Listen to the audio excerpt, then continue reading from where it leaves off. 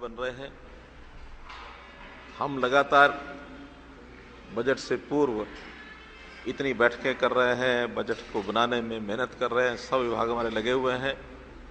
और एक इतिहास ऐसा भी है कि हमारे पड़ोसी प्रदेश में बजट को पढ़ने का भी मुख्यमंत्री को अवसर नहीं मिलता और वो पिछले साल का बजट पढ़ना शुरू कर देते हैं। ये भी एक अपने आप इतिहास बना है। लेकिन मित्रों, बजट एक बहुत महत्वपूर्ण एक विषय होता है, ये अवसर होता है, दस्तावेज होता है, जिसमें प्रदेश के लोगों का ज़्यादा से ज़्यादा कैसे भला किया जाए और आने वाला वर्ष हमारे काम का किस प्रकार से जनहित में काम करने का जो एक खाका है वो तैयार किया जाए। तो इसलिए हम जितने भी स्टेक होल्डर्स हैं उनसे सबसे बात कर रहे हैं। 2 दिन पहले मैंने मेंबर पार्लियामेंट्स को भी उनसे बातचीत की, बहुत अच्छे सुझाव उन्होंने भी दिए हैं।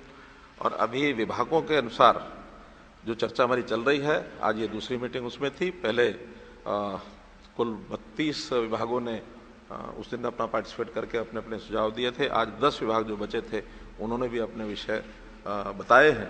अब ये निर्णय करने का विषय बाद में रहेगा। एक हमने जो फाइनेंस कमेटी, फाइनेंस सेक्रेटरी के साथ मिल बैठ करके हमारे जो सीएमओ के लोग हैं और बाकी सब मिल करके कि उन सुझाव में कौन कौन से ज़्यादा एडजस्ट किए जा सकते हैं, उनको सबको एडजस्ट करेंगे और एक अच्छा बजट जो विकास का बजट भी होगा और जो जनता की सेवा के नाते से जितना भी सर्विसेज सेक्टर हैं उसके लिए भी एक अच्छा बजट होगा, ऐसा मैं आपको विश्वास दिलाता हूँ। सबसे इंटरेस्टिंग सुझाव अब तक क्या सुना है सर आपने जो बजट के लिए है? सबसे इंटरेस्टिंग आपको कौन सा सुना? देखिए, बजट सत्र 20 तारीख से शुरू होगा और कई दिन तक चलेगा और जो इंटरेस्टिंग सुझाव होंगे वो सारे उसमें प्रस्तुत किए जाएंगे, तो आपका ज्ञानवर्धन होगा।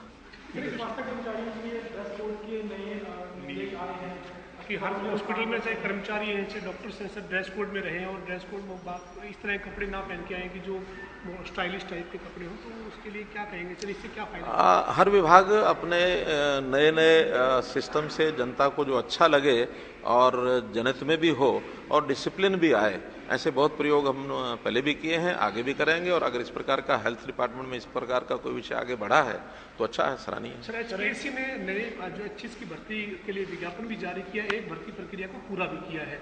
बहुत सारे ऐसे परिवारों के बच्चे इसमें चयन सूची में आए। सर, अलग अलग माध्यमों से जानकारी मिल रही है कि जो जिनके परिवार में कोई नौकरी नहीं थी, ऐसे लोग भी चयन जिनका हुआ है। हालांकि विपक्ष अभी भी आरोप लगा रहा है कि सवाल उठे थे, एचपीएससी पे पेपर लीक हुआ था, इस तरह की बातें हैं। लेकिन आप क्या कहेंगे सर भर्ती प्रक्रिया पर, और खासतौर पर एचएस की जो कमी थी सर, लगातार वो बड़ी एक संख्या में भर्ती हुई है 155 पदों पर और 95 पदों पर अभी एडवर्टीजमेंट भी जारी हो गई है। सरकारी काम को ठीक सुचारू ढंग से चलाने के लिए हमारा जो इस प्रकार के भर्ती करने का और अच्छे लोग भर्ती होकर के आए, ये पहले दिन से ही हमारी प्राथमिकता रही है। जैसे पहले भर्तियां होती, कोई सिफारिश से हो गई, कहीं और किसी प्रकार के अनफेयर मीन्स के माध्यम से जो भर्तियां चलती थी उसको हमने प्राय बंद कर दिया है। और जहां कहीं हमको पता लगता है उसमें हम सख्त निर्णय भी लेते हैं, उनके खिलाफ कार्रवाई भी करते हैं। अभी हमारे अपने समय में चाहे कोई गलती हुई होगी, चाहे उससे पहले गलतियां हुई हुई हैं, हम कभी किसी को बख्शते नहीं हैं और दोषी को जरूर पकड़ करके उसको सलाखों के पीछे डालते हैं। पिछले साल मात्र में लगभग 650 लोगों को हमने अरेस्ट किया था जो इस प्रकार के नकल के केसेस में या कई प्रकार के हथकंडे करते हुए जो पकड़े गए थे। इसलिए अब फेयर भर्तियां जो होती हैं उस समय भी विपक्ष को तकलीफ हो जाती है कि फेयर भर्तियां भी क्यों हो रही हैं। तो इसलिए फेयर भर्ती के लिए सब कुछ करेंगे, हम अपनी ओर से भी करेंगे और मैं कहता हूँ विपक्ष भी कोई अच्छा सुझाव देगा उसको भी मानेंगे। हमारी जो भर्तियाँ होती हैं वो सरकारी कर्मचारी लगभग 30 से 35 साल तक प्रदेश की जनता की सेवा करता है, तो इसलिए अच्छे लोग आएंगे तो जनता को उसका लाभ होगा। सर, एक सोशल मीडिया पे फेक सर्टिफिकेट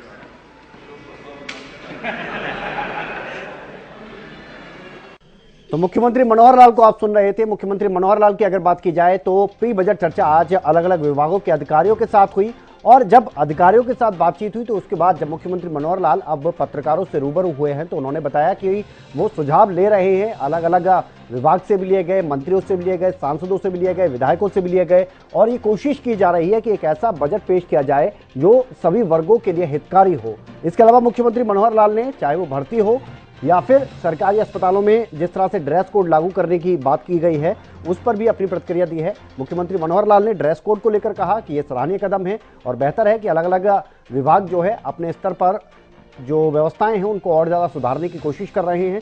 साथ ही भर्तियों को लेकर मुख्यमंत्री ने कहा कि कहीं पर भी किसी तरह की कोई कमी नहीं रहने दी जाएगी। कुल मिलाकर बजट को लेकर अगर बात करें तो इस बैठक में चर्चा हुई है और बजट को लेकर मुख्यमंत्री ने कहा है कि अभी सुझाव लिए जा रहे हैं और भी लिए जाएंगे।